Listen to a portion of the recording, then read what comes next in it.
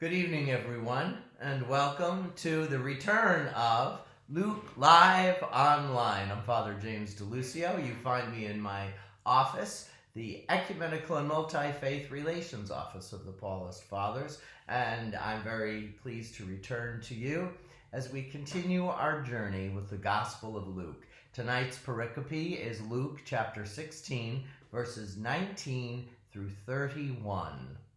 And here we go. There was a rich man who dressed in purple garments and dined sumptuously each day. And lying at his door, a poor man named Lazarus, covered with sores, who would gladly have eaten his fill of the scraps that fell from the rich man's table. Dogs even used to come and lick his sores. When the poor man died, he was carried away by the angels to the bosom of Abraham. The rich man also died and was buried. And from the netherworld, where he was in torment, he raised his eyes and saw Abraham far off and Lazarus at his side. And he cried out, "Father Abraham, have pity on me. Send Lazarus to dip the tip of his finger in water to cool my tongue, for I am in torment in these flames." And Abraham replied, "My child, remember that you had what was good during your lifetime, while Lazarus likewise received what was bad. But now he is comforted here, whereas you are in torment. Moreover, besides all this, a great chasm is established to prevent anyone who might wish to go from our side to yours, or your side to ours." He said, "Then I beg you, Father Abraham, send Lazarus to my father's house, for I have 5 brothers, so that he may warn them, lest they too come to this place of torment." Abraham said, "They have Moses and the prophets. Let them listen to them."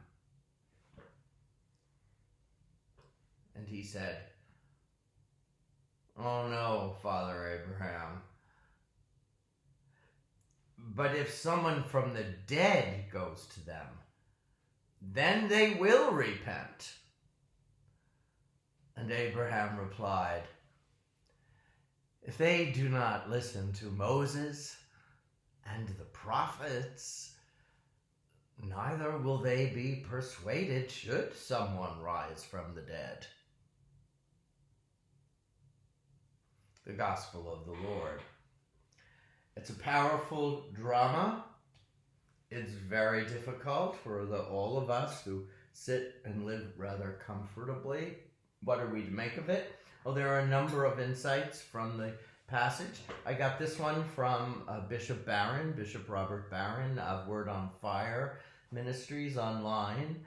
Also, he's the new Archbishop of Rochester, Minnesota. He reminds us that in the ancient world, in stories that were told and written down, it's always the wealthy people who are mentioned by name, and the poor are not. Here we have a powerful reversal. It's the poor man. We know his name, Lazarus. And the rich man? No. Now, there's a tradition that he's called Dives, and that's a long-standing tradition, but that's mostly because Dives is a Latin word when the Bible was in Latin, and it simply means rich. So, but there's a little bit of irony. And the irony is this: Luke is writing to Theophilus. Remember that long first sentence at the beginning of the gospel? And Theophilus, most scholars believe, was a pretty wealthy man. And Luke is writing to him particularly because it might be that Theophilus is on the fence whether or not to join the Christian movement.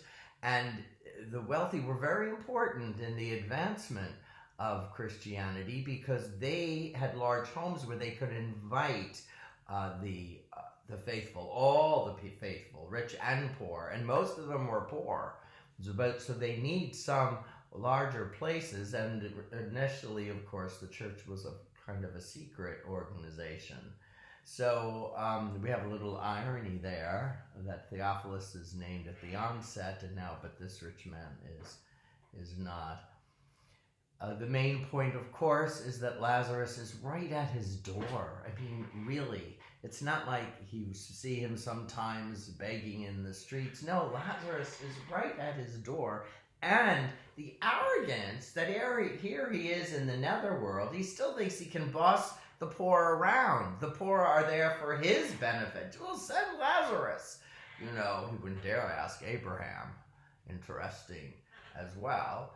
So we see that he's really still stuck. And then, of course, the irony and the power of the language that Jesus gives us is we have given so many opportunities from the Hebrew scriptures, and we keep ignoring them.